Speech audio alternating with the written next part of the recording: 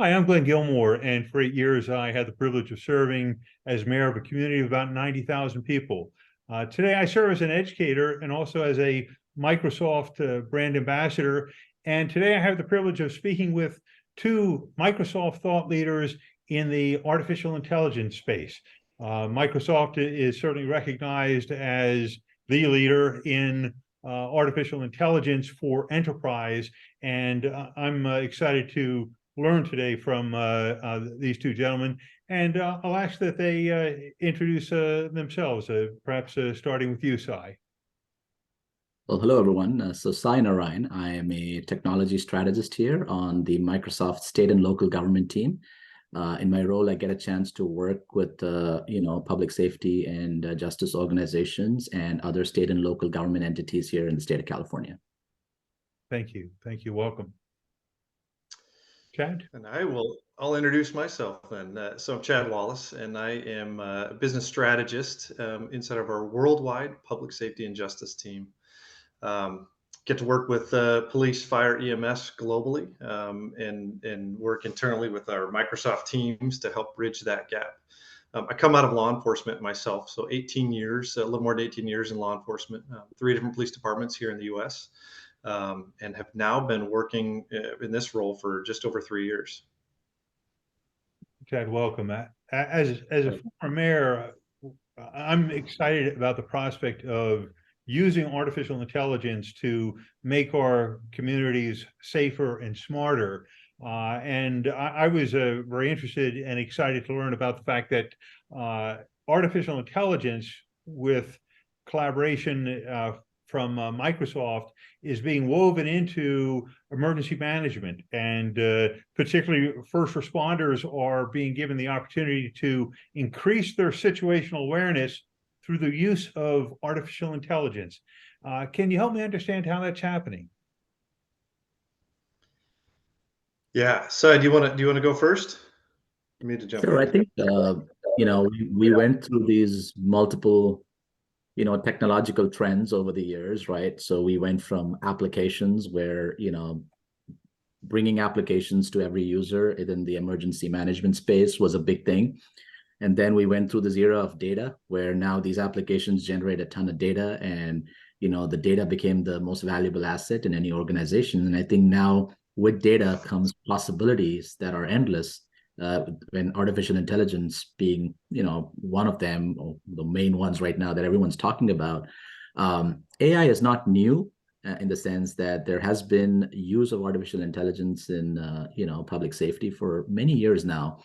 But I think with the rise of generative AI and having access to the level of AI with every citizen around the globe, and the tools that have become more accessible, the conversation has really now taken a new dimension. And so the way we look at AI is going to be part and parcel of every application or every product that goes out in the ecosystem and moving forward. And every company is going to embrace AI in one way or shape or form or the other. And so the question really becomes, is the AI being used intentionally for these first responders and emergency organizations in decision-making, or in assisting in decision-making, really, in providing that, in reducing the cognitive load that is put on a lot of these, emergency management and public safety personnel, in assisting them in making the right decisions, and in assisting them in bringing the right information to the forefront in making those split-second decisions that are saving lives. And so it's really that new era that we're moving into, and I think the possibilities are endless. And Shai, you mentioned generative AI, and you mentioned that artificial intelligence has been around for a long time, but then you also mentioned generative AI. Can you help us understand the difference between the two? Sure. So, AI can be classified into many different ways. You've got narrow AI, you've got, machine learning, you've got other forms of AI. We talk about vision, for example, like using, pictures to, make to identify images or identify objects. You talk about language AI, where whether it's be transcription or translation.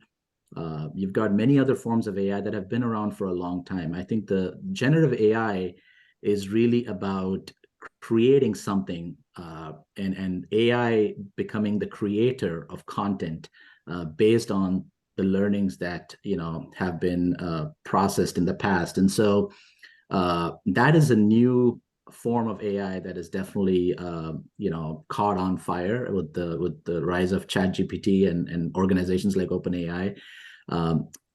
AI becoming the content creator, or the and generating different kinds of content, whether it be images, whether it be text, whether it be code, is something that has really made that AI become accessible to every person, right? So object recognition, image recognition, and language and transcription translation have been around for a few years now and are in use in many public safety organizations, whether it be search and rescue operations, whether it be like analyzing drone footage or video footage from different surveillance sources, or whether it be predictive modeling and decision making based on historical data. That has been around, but AI generating content and generating pulling out pulses and signals from information is something that has really caught on fire lately. And Microsoft actually talks about AI becoming a personal assistant. And so you just mentioned how really it's making generative AI is making artificial intelligence more accessible. Chad, you served in law enforcement for over 18 years.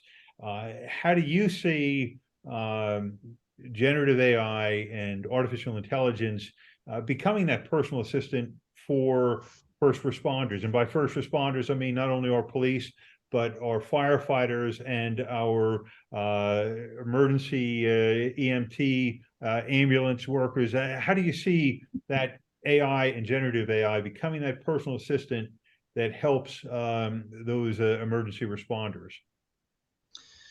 It's such a big question. It's a really good one because I think it's top of mind for everybody. And I think I will address that. And I think there's an important backstory to understand as well across public safety. And Cy started to touch on it, right? When we think technology in general, I look back over my career over 20 years, 20 years ago, and I was a part of the early generation of even getting, call them MDTs, mobile data terminal, literally just a computer in the car, feeding you information, right? So prior to that, I'd use whiteboards, little grease boards, and kind of limited information, but it was oftentimes at least reliable, right? I kind of knew what I had, but it was very limited scope. But what we saw is a rise of solutions that oftentimes were all by themselves, right? So an individual siloed set of a tool that was given because it got great capabilities, starts providing a lot of intel. But what happens is over the period of 20 years, maybe probably more, we had this, I equate it to like a backpack, right? Or a tool belt policing, right? That tool belt starts to get heavier and heavier because I have so many different tools that operate independently. All of them, they provide value, but collectively it requires, Cy mentioned, cognitive load. It requires a whole bunch of extra attention. Now, me focusing on technology, I have to interface with whatever system that is. And each one collectively provides value, but they didn't talk to each other. And so as a police officer, I spent hours working on different systems to try to copy, paste a name, and then the location, and then the data. Those might have been 3 different systems, right? And as a police officer on the front lines, I was held responsible for getting all of that data entered, right? That's just one simple example. 1 hour of a call for service might turn into 2 hours of report writing, generically report writing, meaning I'm having to operate a whole bunch of different systems to be able to get that information conveyed so that someone else can make use the intelligence later on. What Cy was pointing to was just talking about, it's a great point, is we're at this inflection point now where you start looking at all of these different systems, using AI generically, all the different tool sets that AI can bring to bear, right? All the different kinds of AI put together with things like generative AI, large language models. These tool sets start to come together in a way that really accelerate that learning. So now I can move my cognitive load, right? I can get my thoughts and my mind and my decision, my attention focused back on the job at hand, whether I'm a police officer or a firefighter, and I'm offloading some of that to be done for me, right? I'll give you an example. Um, in the frontline policing, you're oftentimes you rely on your standard operating procedures, your in all different various sets, and then preferences, and then resources, right? So trying to understand, always have a constant comprehension of all of those different data sources, right? And this is simple, right? These are just simple things, but you're always having to know what they are. And sometimes you get into a scenario where it might be an infrequent event, but it's high risk, right? So there's a high risk to the community, or high risk to a police officer, but it's so infrequent that it's hard to remember all of those details. Homicide investigation, or a significant, I think even a natural disaster or something like that. How do I respond appropriately? What am I missing? What we can do is start moving things like all of those details, all of those resources, all of those sources of information, and let our large language model, our generative AI, let those sources, our tool sets, now start searching those for me autonomously in cases, right? Where they're surfacing relevant information.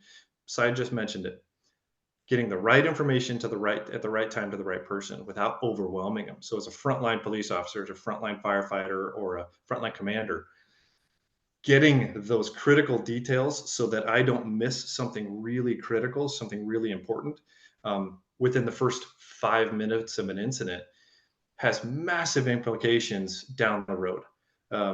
Pulling together an investigation, if I missed a critical piece of information from a natural disaster or homicide investigation, right? Those are two big scenarios that might not happen very frequently for an investigator or a police officer. Getting to make sure that I'm getting all of the right boxes ticked. I'm making sure I'm looking at it correctly, sending me gentle reminders that this doesn't look like it correlates to this, or these two people are correlated. Did you know that they said the same thing? Interesting. So those kind of correlations become really relevant and hyper important in the moment. But because I might not be familiar, and my cadence, my repetition might not be bringing that top of mind to me, those are the things we start seeing, this newest generation of AI bringing all of these different tool sets together in a way that helps me make that decision, right? It's not making the decision for me. It's just bringing that top 2% of information that might be critical for me to make the right decision up front quickly. Did that help explain that? It does, because you both have helped me understand that really you've kind of used the phrase accessibility of information, and helping frontline first responders have access to information that it can synthesize for them and give them perhaps in real time. And you mentioned, Chad, that there was a point in time when you literally would have in your patrol car a computer that presumably you would type and ask for information. With generative AI, the technology is such, correct me if I'm not mistaken, but what we're really looking at is something more like from a sci-fi movie, where you could literally perhaps ask your device a question that's particularly pressing and important to a first responder, and have a conversational response to that first responder. Is that what we're looking at for really the immediate future? Well, for sure. I think you hit a really interesting word in there. It says conversational. It's really that natural language element of interacting with that data that becomes a fascinating possibility, right? Because traditionally, you had to know what that data talked about, or how the data was structured or formatted or what have you. But now, with the possibilities that open up with that natural language interaction with that data, all of a sudden you don't have to really understand what's underneath from a data perspective, and you're interacting with that comprehensive data set or comprehensive view of that situation. Chad, I think, hit on some really interesting points, if you don't mind. What's interesting is public safety has also become more of an all hazards service lately, like the idea being law enforcement used to respond to certain types of incidents over the years. Fire used to respond to fire incidents, medical responded to medical. But I think as we see the blend of the things that have happened, or the pandemic really opened up this, this big time, because now all of a sudden you had law enforcement officers responding to other forms of incidents. You had fire personnel responding to medical emergencies even more than before. And so it becomes more of an all hazard scenario. And now all of a sudden, you no longer have the luxury to have those data sets be siloed in different systems or different parts of their applications that are being used by these entities. And so having that comprehensive view of the situation and bringing in other facets, like let's say combing like radio communication information into it, or bringing in like location information, mapping information, sensor feeds from other, building sensors or other IoT signals that are feeding into that ecosystem. Now you've got this confluence of data that comes in. Definitely impossible for the human mind to parse all that, especially when they are busy responding to an incident, and their primary goal is there to save a life or take care of what needs to be taken care of from a property perspective. You certainly don't want that first responder to have to comb all this together and try to figure out what is the data telling me. And so this idea of having that natural language ability to interact with that data and really bringing out what those key indicators are that they need to focus on, it's, again, like I said, the possibilities that continue to open up are just endless. But it's interesting, Sai, because Chad had used a phrase about kind of like subtle nudges of information that would be helpful to emergency responder at a scene, and what you're talking about seems to weave into that, where we're looking at the use of artificial intelligence and generative AI, that natural language, where literally it's having, in essence, a computer talk to you and share important information. And Chad kind of used a phrase about subtle information at a critical point in time. And so I just we're talking about kind of like a geofencing of information that potentially wherever you are, that information could potentially be fed in. So it's really the notion of a personal assistant, an AI personal assistant. I wondered how that would really look like in the real world, but the two of you are helping shape that. I was interested as well that Microsoft talks about how AI can also be used to take a 911 data and begin to alert emergency responders to patterns that may be suggestive of something else happening. Can you either of you talk about that as well? Yeah, do you want to hit that one? Yeah, and so the there's lots of pieces to unpack with that, right? But if you think about it from a perspective of capacity,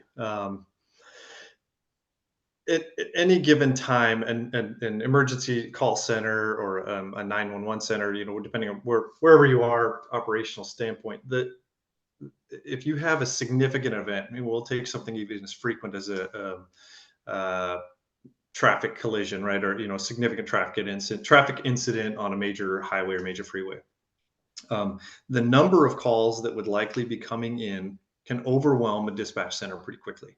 Oftentimes you cannot staff it to be able to keep up with a very, we get into that high risk, low frequency, a high risk event that just happened. You could not staff it to be able to keep up with those number of 911 calls, or the 112, depending on where you are in the world.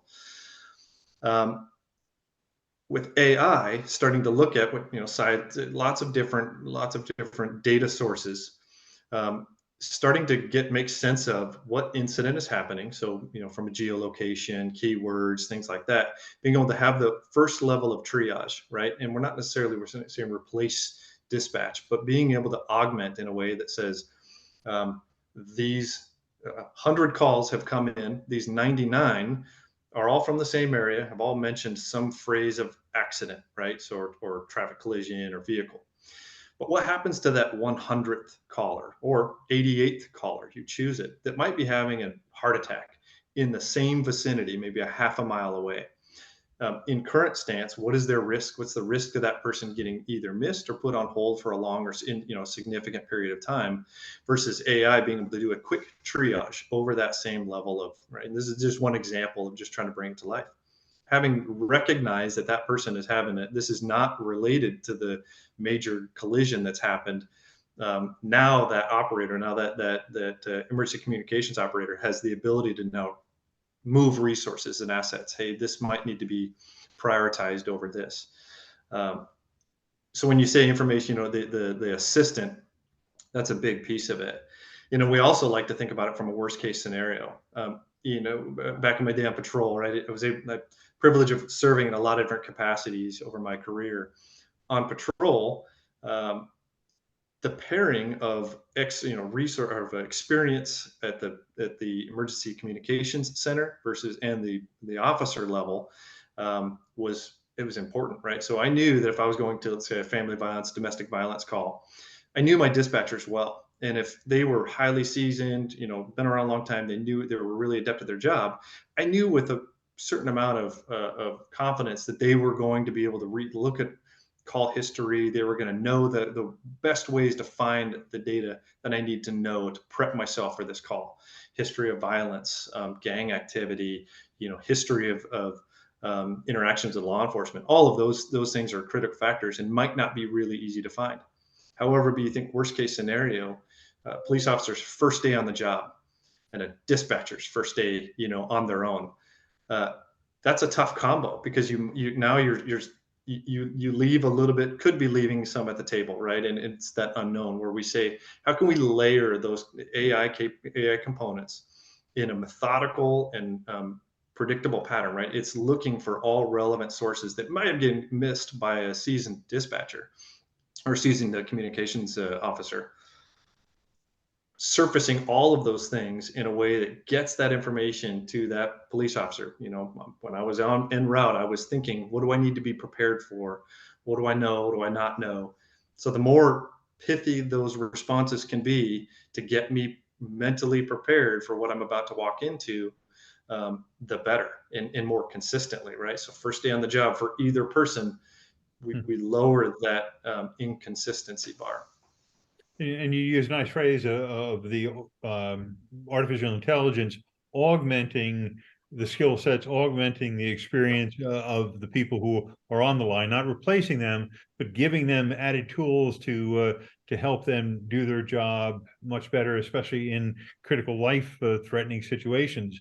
And Cy raised an excellent point about how our first responders are now all hazards responders. It doesn't matter if you're a police officer or a firefighter, you're going to be asked to do everything because our world has gotten a little crazier. And so that personal assistant that takes all that information and has it at the ready becomes an exciting opportunity for government of all sizes to think about integrating. I know that Microsoft had a great collaboration with the San Bernardino Fire Department, and I know the chief out there was singing the praises of that collaboration. Can either of you share what that was all about, and particularly with regard to how Microsoft helped introduce artificial intelligence as a tool for first responders? Cy, why don't you take that one? Sure. Yeah, sure. I think it was fascinating that so with the fire chief in San Bernardino County, he also heads the International Association of Fire Chiefs Technology Council, and through our partner ecosystem with one of our partners, we had approached him around playing out the art of the possible and pushing technology to the limit in terms of how the value it can provide to the first responders. And so, as part of that exercise that we did with them, we had a complement of our partners come together, and we essentially went through 2 days of a simulated exercise. The first day was around wildland firefighting, where the department put out about 20 or so firefighters out into the mountains, where they went through a simulated exercise of responding to a wildfire. And then day 2 was a simulated exercise around responding to a structure, like a storied structure fire.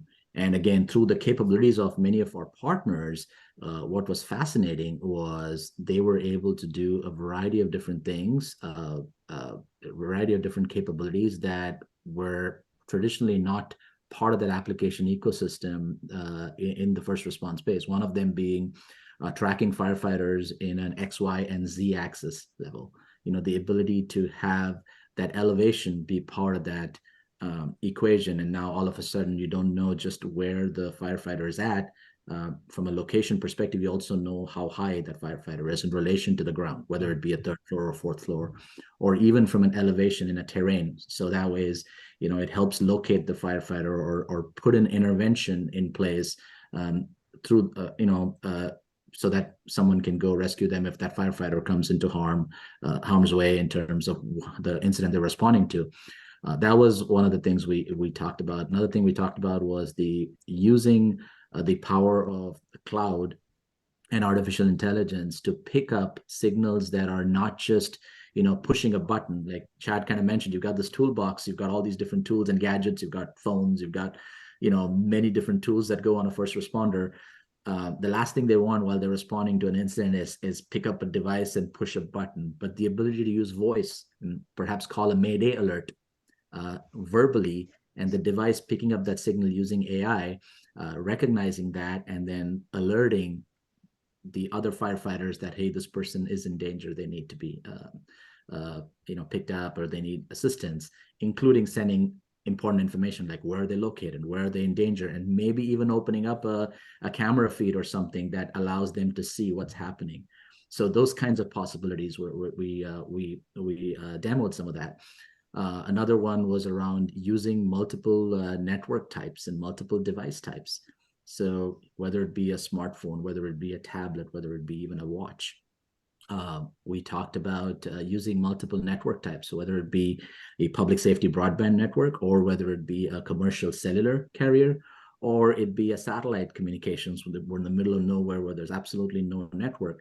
The ability to bring whatever is available in that scenario, but the ability to take information and still send that information out with the power of the cloud, bringing those networks together to provide communication with that first responder. So we had an opportunity of 2 days to test out many of these scenarios, and the results, were fascinating. I think that's part of that video and case study that went out, and we're looking to continue to add more and more scenarios. Like, what about a network-less scenario where you're able to bring in a mesh network, or like an on-demand network that allows for peer-to-peer communication, things like that. And so we're talking, when we talk about AI as a personal assistant for emergency responders, really we're talking both at that tactical, in the field, in the police car, or really a strategic, which is letting those decision makers get a sense of the big picture, and the and the small, the micro and macro aspects of it, and have artificial intelligence help it from both aspects. I understand that Microsoft is going to have a presence at a upcoming an event for emergency responders. Can you tell us a little bit more about that? Yeah, we are going to be at IACP, the International Association of Chiefs of Police Conference, coming up in October, and we'll have it'll be, in my opinion, a fun presence. We have an opportunity to show we call it the Microsoft Tactical Vehicle Program, where we have outfitted a few vehicles in a way that showcases just a few examples of what Microsoft and our partners are doing together to address mission-specific problems in public safety, right? So we can some of the stuff we've talked about here, we'll be able to walk through that, in reality with people at ICP, people that want to experience it.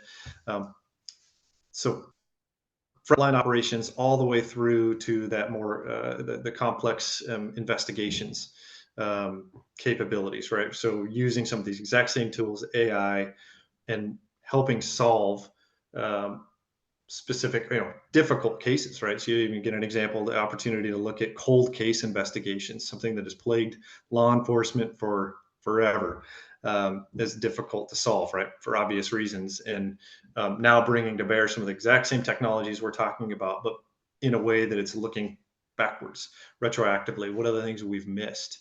And letting AI surface some things that we might not have correlated together. So really fun. It'll be a fun presence. You'll see Microsoft as well as several of our partners in our booth there. You talked about Microsoft having this futuristic sort of emergency vehicle. Without being a spoiler, is it a vehicle that talks? I wish it might. You might see me the only ones that I'll be the talking head there. Okay. Any additional insights that either of you would like to share? And then let me first, before I have you answer that question, say I appreciated the fact that as someone who served as a mayor and also as a public safety director, I'm really impressed to see that Microsoft is making artificial intelligence and generative AI accessible, and through that accessibility, all that other data that the two of you spoke about, so that our emergency responders aren't being burdened with more and more tools, but being unburdened to focus on their life-saving situations all the time. But I would certainly welcome any final remarks that either of you would like to make. If I could, real quick, it's something that I think about, and I probably wouldn't have focused on it until my transition into law enforcement. All of these things, and what I love about Microsoft is our holistic experience, our holistic approach, right? And maybe I'll just call out first. I think one of the questions that we get often is whether it's a conversation like this or a presentation in public safety is, what is Microsoft doing here?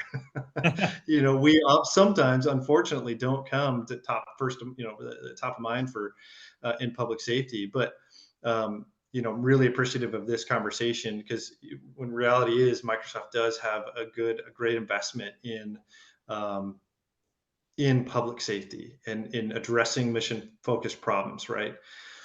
But I think overarching, maybe it's better to say underpinning all of this, everything we talked about, cloud makes it possible. And so we've had this, the cloud is a fairly new thing. It was not that long ago that I had a conversation with a chief, we'll say, when we were talking about the cloud as in, pointing up to the sky. Oh, well, the cloud, right? And well, let's talk about cloud, right? So in some ways it's new, but it's moving so quickly at the speed of innovation, right? And this is the reason why I love Microsoft, is that we have such a holistic approach to it, really thoughtful. So in order to use the tools that we're talking about, they're available on the cloud, right? So then we think about we have to have that bigger, broader conversation about what does that mean to have a public safety agency on the cloud first, right? And then what are those risks?